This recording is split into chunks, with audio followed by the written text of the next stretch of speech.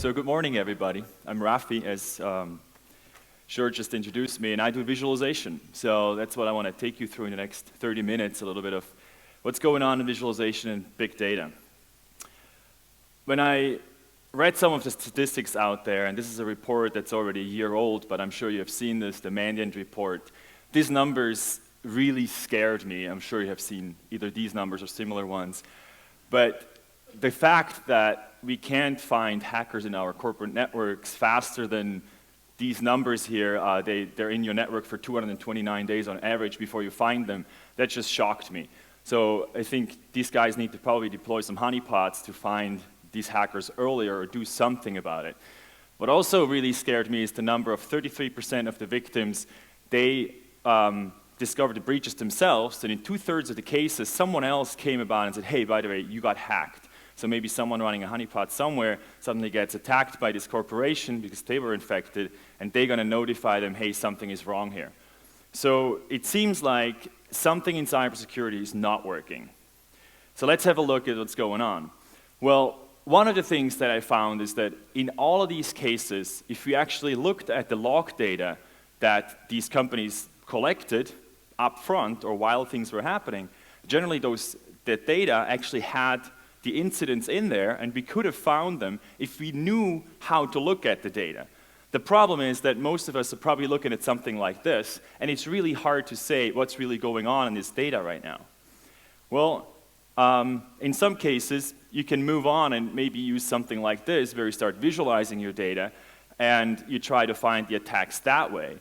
But the problem is, well, how you collect the data to do this, how do you reduce the data to get something like this, and how do you build a visualization capability that helps you doing this? And then finally, well, just having this kind of graph here doesn't really answer my questions yet. I still have to understand how to interpret this graph. So what I'm going to talk about briefly here is a little bit an outline. I'm first going to motivate a little more what I think, from my very sort of niche point of view, what's wrong with security and what could be a new approach. I'm going to talk about security analytics, and as our friend Anton just wrote in his latest report, is security analytics is an absolutely overused word. I'm going to try to define it the way I use it, and I want to introduce a quick concept of the big data lake, which is something that more and more of companies out there are starting to talk about. And then we're going to look a little bit into visualization, to some of the challenges that you will have if you try to visualize your data. And I'm going to give you a whole bunch of examples of how that could look, and some examples that hopefully you can take home and use on your own data. So what are we doing today? Well, if you look in corporate world out there of what the tools are that you're using to look at security problems, you have all kinds of different things, right? You have endpoint data protection, you have intrusion prevention systems, you have firewalls, proxies, antivirus, and so on. Well, generally what you do is you dump a lot of the data that's coming in from there into some kind of a tool, a log management tool. Maybe you have some other tools that do behavioral detection or scoring. You might take some other tools like maybe malware sandboxes, or you name it, all kinds of different things. And then often you throw all of this data into the next bucket, which is usually your security information management tool. And that tries to do some processing, basically this kind of a black box, where you throw all the data in, and at the end, you have certain incidents coming out that you can look at. You also often throw some context information in here, right? Things like, well, what are these machines? What is this IP address really? It's a web server. Or maybe you want to know more about your users. It's not just a username, but, oh, this is the system administrator. These are salespeople, and so on. Or you throw threat feeds in there to identify things that other people have seen as potentially malicious, to identify bad actors in your data here. Again, you throw all of this into the SIM, and then whatever comes out of this funnel, you have analysts sitting there and generally manually triaging these things and saying, no, that's a false positive, another false positive, yeah, maybe this is a true positive. So they do this investigation basically manually to try to figure out whether the SIM was actually right in what it output here. So you have this manual triage, a bunch of stuff will fall into the false positive bucket, another bunch will end up in tickets, and you often start an incident response process, and you start analyzing the data. Well, this approach has some very interesting problems. And one of them is, if you look at all these different data sources that I just mentioned, if you think about it, pretty much all of them are based on past knowledge. Take an intrusion detection system. Mostly what it does is it has certain signatures built in that, based on past knowledge, based on maybe even honeypot research, we know this is how the attack looks. Here's the string for this very specific exploit that you will see in the packet. So based on past knowledge on what we've observed somewhere else, we're going to encode these things into the security products. And you can go down the list, and it's basically pretty much the same story in all of these different technologies. So we're always fighting with catching up with the hackers with their newest methods. We come out with new technologies because the IPS is not good enough anymore. We're going to build malware sandboxes because now we can in real time try to analyze what these exploits or this malware or these binaries are doing to figure out what the indicators are and so on. But we're generally relying on past knowledge. We're always working reactive. And we're also relying on research that's done somewhere in a lab where they say, oh, these are the kinds of attacks that are happening. Barely ever are we actually looking and sort of honing in on our own networks and try to see what's really going on in there and how are attacks looking that are specifically targeting our own networks. So defense has been relying on past knowledge mostly. So if we shift a little bit and say, well, how could we do something different? I'm going to use this term security analytics for really just what it means. We analyze security data. And one of my firm beliefs is that we do not need to build better and better and better algorithms to find attacks.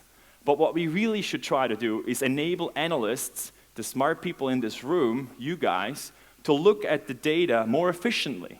Because you have all this knowledge about your systems in your environment, in your corporation. You know your policies, you know the data, you know your business processes. If I can give you better tools to look at your data, to very quickly sift through terabytes of it, and find interesting areas in that data, we might have a chance to catch those hackers before bad things actually happen, and hopefully bring those 229 days down to maybe 30 or 20 or 10 or 5 days. I'm not blindly assuming that we will catch them always in real time, but hopefully we can bring that number down. To do this, we need a few things. We need definitely a scalable system that can help us collect all the data. We probably want to use visualization, and I'm going to motivate that in a second a little more, why I think that's the key to actually communicate information between systems and ourselves. And then the last point here about knowledge is that we need to start collaborating more with each other. It can't be that in corporation A, we're doing all this analysis and we're looking at all this data, and then at corporation B, we have to do exactly the same thing again. I think none of us would be mad if we started actually communicating a little more and start collaborating on these kinds of things. So we need to put the analysts back in the loop, and we don't need necessarily just better algorithms, although that always helps as well. So if we could actually do this, the number of things that it would help us with, the number of use cases is almost endless. I just tried to put a few down here. It can literally help us anything from insider threat detection to fraud detection. It can help us with compliance even. I know compliance is not always the sexiest thing to do, but it could actually help and make this a little more interesting as well. Now, how would that actually look in terms of sort of a platform? Well, I showed you a very similar diagram just earlier, but in this case, visualization becomes the center of everything. So on the top right, that's where everything focuses, and that's where you can start exploring and hunting in your data to find where things are going wrong in your environment, in your data, and you're not relying necessarily just on the past knowledge of systems or the knowledge that you put into these kinds of systems. And then what you probably want to try to do is you want to have some kind of an analytics layer in here as well, things like anomaly detection and behavioral detection, but not necessarily just generate alerts and constantly say, hey, here's an anomaly, and here's an anomaly, and here is something that's weird. But take all of that into the visualizations and show me all of the anomalies in the network. And suddenly I might see, hey, there's an area of anomalies down here, and there's a few things up here. But this seems to be the interesting area, so I can focus on that. And I'm getting away from an alert-driven process to more of an exploratory process. So let's dive a little bit more into visualization.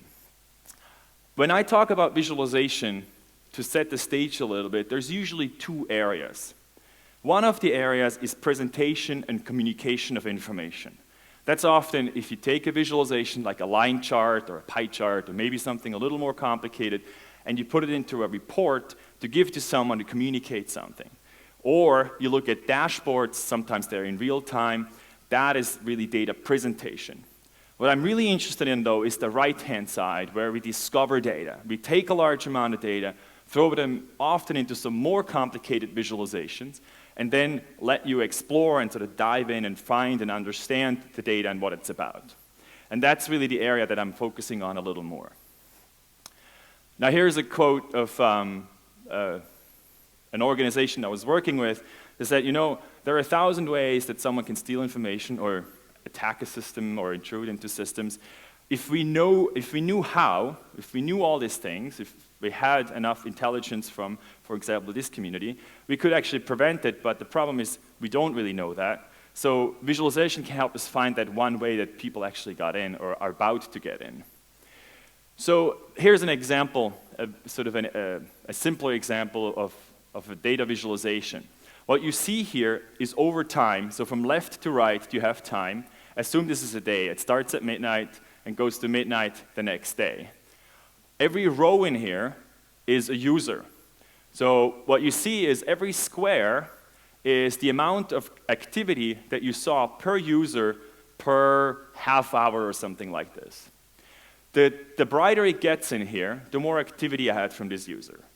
Now looking at this visualization, you might say, well, what do I see here? I might see some activity over at 9 o'clock there. There's some kind of, maybe a little bit of a pattern. Maybe at midnight on the top right, there's something happening. But in the end, it still looks pretty random. Now, if you look a little closer, and you can probably see it on the screen, there's one user in here that has a distinctly different footprint from everybody else. And it's this guy, the sixth from the bottom, Vincent. He is active the entire 24-hour period of time, but just a very little bit. Very different footprint from everybody else. Now, is this the hacker in your system? Maybe not, probably not, but it's definitely someone that behaves completely different from everybody else. Maybe this is one of those crazy people that work 24 hours a day, almost the same amount of time, right? It's probably sure when he was preparing for the workshop. But potentially it could be some automated process using this user account. It might be a compromised account. It might be a service account or something like that. But it definitely sticks out here. So why visualization? And why don't we use all these things that are in the news right now, where everybody's talking about data science and machine learning and all those kinds of things? Well, here's a little bit of a motivation why visualization is a very distinct and interesting way to look at your data. This is a very famous example here called Anscombe's Quartet, which is sort of a textbook example of why visualization can be interesting. What you see here is 4 data series. Every data series has an X and Y coordinate. Now, if I gave you these 4 data series and I asked you, well, explain or characterize those series to me, what you could do is you could go ahead and say, well, I remember statistics from school, and we can start computing all kinds of different statistical properties. You could go ahead and for every X coordinate, you can compute the average. And you will see that in all 4 data series, the average is going to be the same number. You can do the same on the Y coordinate, same thing. You can do the variances, you can go and compute all kinds of other statistical properties, and you will find everything is exactly the same. Although looking at the data series, you can probably already tell, well, they're not exactly the same, right? And maybe in this toy example, you might be able, in your head, to kind of figure out what this visualization looks like if you put the X and Y coordinates into some kind of a graph in your mind. But once we show the visualizations, suddenly this data is telling you a story, right? You see, oh, there's an arc there on the top right. There's a very straight line with one outline on the top left, or the bottom left, or the other one on the bottom right. Suddenly the data talks to us in a completely different way. Yes, the statistics are all the same. The regression lines are the same and all these things, but the data looks very different. Now, think about doing this for network flows. I'm giving you network communications for a week worth of your network, 100 gigabytes of data, a terabyte of data. if you could visualize it in this way, suddenly the data will talk to you, and it's not like you compute some statistics on what the average number of bytes that were transmitted for every machine on what port. This is getting you a much different result. So if we would like to do this in our data, there's a number of challenges you're going to have. And it starts with the top ones that are really about the data itself. How do we access the data? How do we parse it? How do we get it into a data backend that actually supports our visualizations and so on? It goes on, and well, how do we take that data and abstract it in a way that we can actually visualize it? If I took a terabyte of network traffic, well, how do I bring that into a visualization? And then finally, even the visualizations themselves, you need some tool or some way of actually taking the data and generating those visuals. And unfortunately, out there, you won't find that many tools that will help you creating graphs like this one here. I'll show you some more complicated, like parallel coordinates or something like that. So you're going to have issues even finding the right tools to visualize the data. If we focus briefly on the back end for a second here, there's all kinds of requirements that you will have for a scalable backend that actually lets you do visualizations. And without going too much into the depth here, but things like a security information management tool, a SIM, are not well suited to drive things like visualizations. They are optimized for other purposes, for inserting data very quickly, for doing real-time correlations, but not necessarily for the long-term reporting and pulling data back and creating very complicated visualizations. Now, the whole movement out there with big data is helping you in this area a little bit, but it's not that you just throw in a Hadoop cluster and things suddenly start appearing and you can do your visualizations on top of that. Now, I do want to talk very briefly about big data, and there's a concept that actually I was turned on by a few months ago by a customer where I had a meeting with them, and I was talking about sort of this whole big data backend architecture and supporting visualizations, and they're like, oh, we're going to build a big data lake first. And I said, what? A big data lake? So they started explaining what they meant by it, and I got so upset. I'm like, this is other... so let me just define what this really should be. And I started writing this little white paper, and it turned out to be a whole booklet that I wrote, and then O'Reilly published it, thankfully enough. So the concept of the big data lake is basically that we want to have a way to store all of our security data from wherever it comes from, be that packet captures, be that network flows, be that operating system log files. We dump it all into one big bucket, whatever that is. It's probably something like a Hadoop cluster or some scalable backend. And what we would like to have happen is that we collect that data once, and then we have all the security products hooking into that data lake to look at the data and process it, but don't store it in every product again, right? Today, if you're operating a network somewhere or you're in security, you probably have, I don't know, 2, 4, 5 products hanging off of your span port that are looking at your packets. At some point, that doesn't scale anymore. Why don't we collect that data once, let all the products run on top of that, and don't have them collect the data 5 times, right? The same for all of the other data. Now, this is a little bit of a pipe dream, and that's why I got a little upset with that customer, because it's not that easy to do. There's all kinds of things that need to be in place. Products have to be rewritten. Technologies have to get more mature. But this is definitely, I can guarantee you, a trend that you will see in the next few years, where more and more vendors and the technology out there will move into the direction of getting things into one bucket and then plugging in the different modules that you need to analyze the data. So keep an eye out for this. Here is how architecturally this could look. And again, this is sort of the architecture diagram. It does not necessarily exist like this yet. So basically, the idea is what you would do is on the bottom left, you have sort of traditional lake where you take your IDS data, your firewall data, and so on, and you put it into this big bucket, say a Hadoop cluster, maybe you store your data on HDFS. Some of the data you might leave in their original data stores. So if you have an HR database or something like that, you might keep the data out there. And then you have something that I call the dispatcher here, which basically is just a common API or a common layer where you can access all of the data in one specific way. For example, through SQL here, that it will just know where the data is and access it. Now, there is technology that's starting to implement this, something like Apache Drill or Presto from Facebook are technologies that could be used here and slowly get us to that end goal. And then you basically have the products hooking into that, and for example, your SIM would be hooked into that there as well. So that's something that you will see going into the future as an architecture for sort of the data and how it can flow. All right, so let's leave the back end alone for now. That's a very technical discussion we can finish at some point. But let's look at, well, if we had a terabyte of data, how would we actually visualize that? How would we even get that into something that we can look at in the end? Generally, if you just start to do that and you're throwing a whole bunch of data into your visualization tool of your choice, whatever that be, maybe that's Gephi or it's Mondrian or Cytoscape or Tulip or something that you find out there, generally you end up with a hairball like this. Or if you actually put it into the tool, it might look like something like this. And that's not very useful, right? It's just, well, okay, what's going on in here? Well, a gentleman called Ben Schneiderman, he was a professor for visualization at the University of Maryland, and if you are in the visualization field, there's a whole bunch of things he has done for us. He invented tree maps, and among other things, he came up with this mantra, where he said, you know, in order to look at a large amount of data, you can't just create a visualization and look at one detail of the data. You have to start with something like an overview.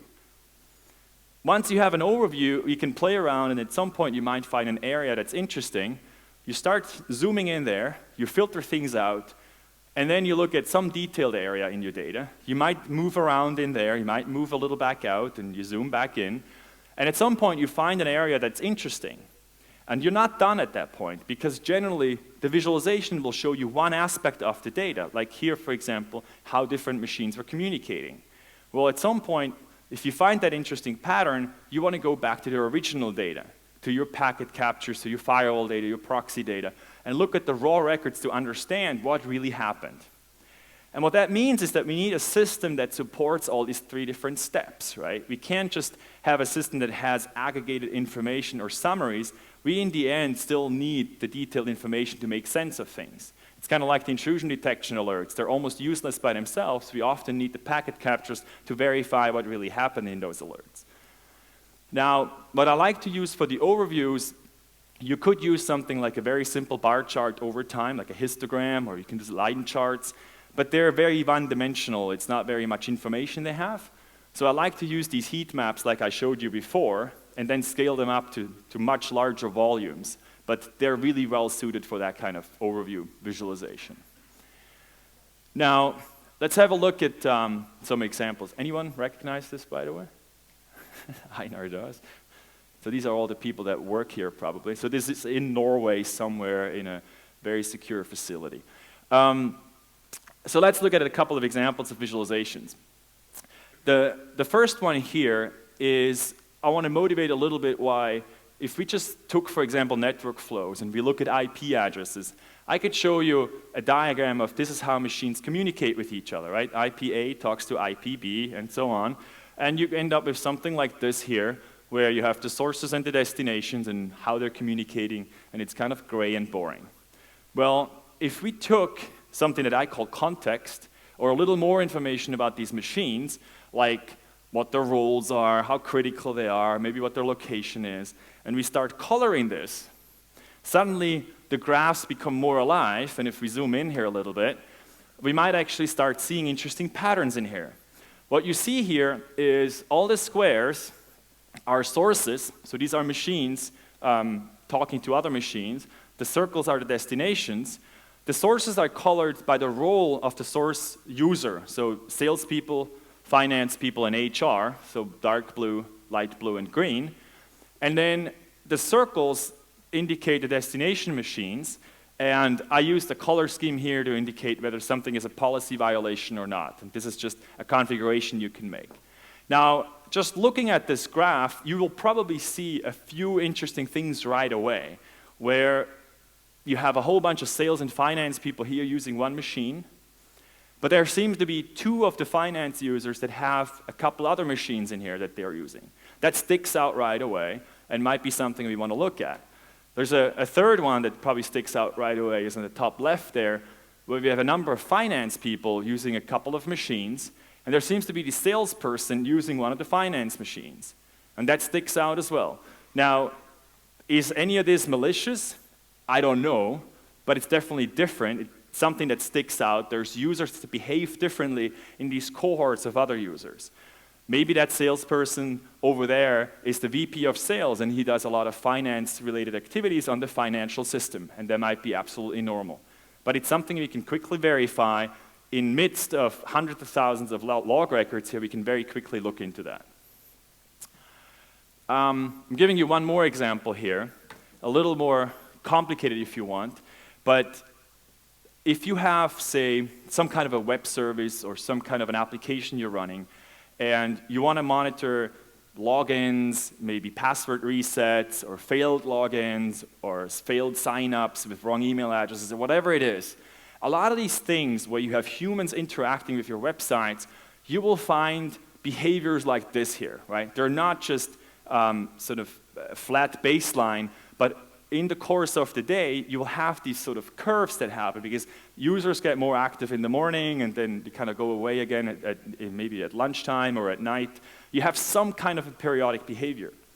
Now, if I wanted to set thresholds here to alert me when something really gets out of bounds, what I could try to do is I could say, well, I'm going to put a threshold here, right? That's probably about the right line, the black line now. But what happens then is, well, if the normal behavior is really in this curve, in some cases on the bottom left here, it needs to be really a huge outlier to actually hit my threshold. And in other cases, it has to be a very small outlier to hit my threshold. So that seems to be a pretty bad approach. What we can try to do is we can use some complicated math, and we can basically fit a curve through here. So we can use some algorithm to approach or approximate the curve that would be underneath this data. And then what we can do is we can measure the distance from every data point to that fitted curve, and we can use that. And how that looks is as follows. So on the left, you have your data again. You fit the curve through it, some math that can do this for us. Then we measure the distance from every data point to that curve, and now the distance I'm putting on this graph on the right-hand side. So we're only looking at the distance now. And then I can define a threshold on the distance. And now I have a much better threshold than before, and these are actually outliers now that I can put an alert in there, and it will give me something more sensible. Now, if you go into the literature, there are algorithms that do this really well. One of them is Holt-Winters, which is basically an exponential smoothing, and if you look at the formula, I do not recommend to try getting into the math. Just use the library and make the function call, and it does it all for you. So that's another example of how to use something like this. And in the interest of time, you can look at the slides online. I'm going to just zap through this. I'm going to quickly talk about this one here. What I did here is very similar to the one before, but I show you network traffic. Machines communicating, and this is a little bit of a larger network. And what I found was the top right area, the color here, for each of the edges is the port number that was used. So port 80 is probably the blue one here, because there's a lot of it. Then you have a whole bunch of different things, and orange there, I think that was the mail server. And then on top right, the green is all DNS traffic. Well, that was interesting. There seemed to be a cluster of DNS traffic, but I had a whole bunch of questions.